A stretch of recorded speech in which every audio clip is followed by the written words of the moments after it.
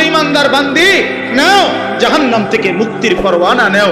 আর ওই নাফরমান নারী, ওই বেহায়া নারী বলে, এই মাওলা, তোমার জান্নাত আমার লাগবে না, তোমার নাজাত আমার লাগবে না, তোমার এডি তুমি রাখো, আমি জুতা কিনতে যাইতে আসি, আমি মার্কেটে যাই জুতা কিনতে।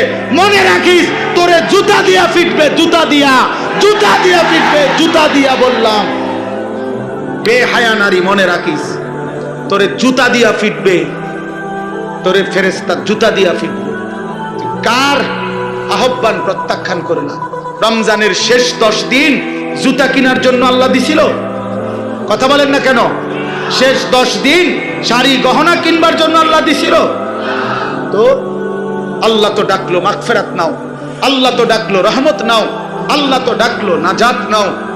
তুমি কও না আমার এডি লাগতো না, আমার জুতা, আমার দরকার জুতা, আমার দরকার শাড়ি, আমার দরকার ফেয়ার এন্ড লাভলি, আমার দরকার গহনা, আমি রাস্তার পুরুষ দেখাবো, আমি বখাটেরা রেডি হয়ে আছে আমার রূপ দেখার জন্য, যৌবন দেখার জন্য।